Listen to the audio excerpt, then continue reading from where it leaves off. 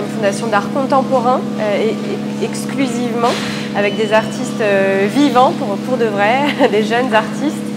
On a un lieu de production au sous-sol, un atelier.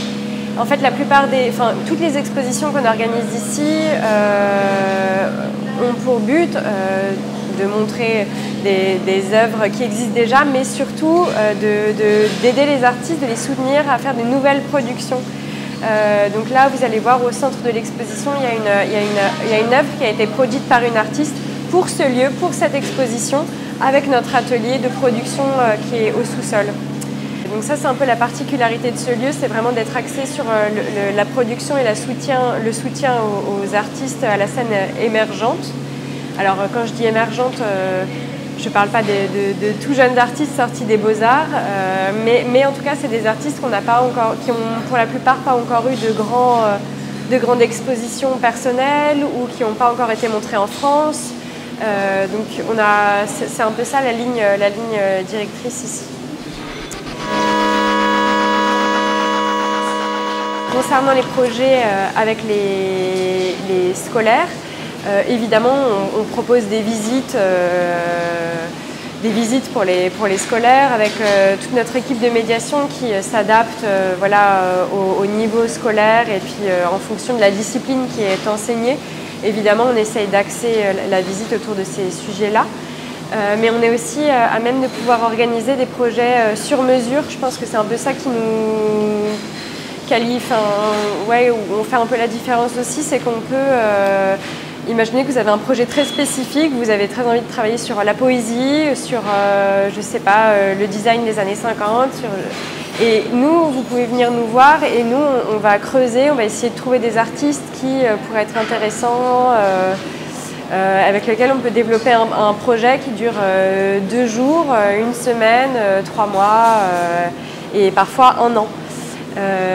Comme dans le cadre des ateliers en résidence, donc c'est un projet qui dure 1 an, une année scolaire de septembre à juin. On a un artiste qui est en résidence à la Fondation et qui va venir créer une œuvre de manière collaborative avec une classe d'un collège ou d'un lycée. Donc cette année on fait un film par exemple avec une classe du lycée Sugère de Saint-Denis.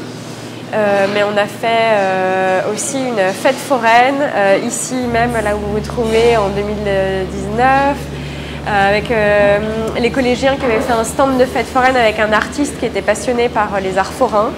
On a fait un jardin entier avec le lycée horticole de Montreuil.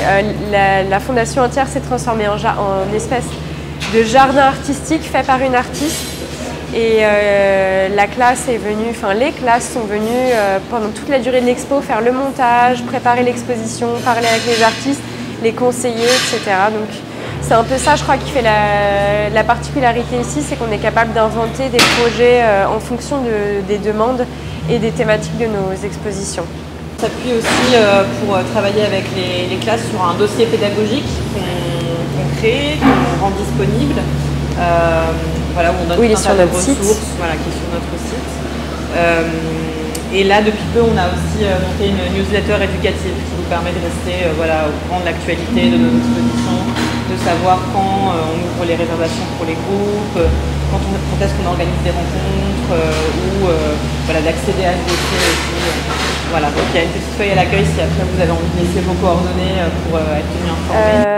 Mais on va pouvoir voir en bas justement, il y a 2 artisans qui sont en train de travailler, qui sont invités, qui travaillent en ce moment sur la maquette du chalet de Secret Story.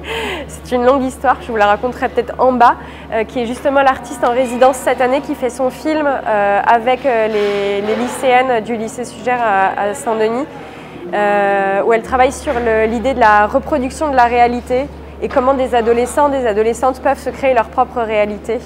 Donc d'où ce chalet qu'on va voir en bas.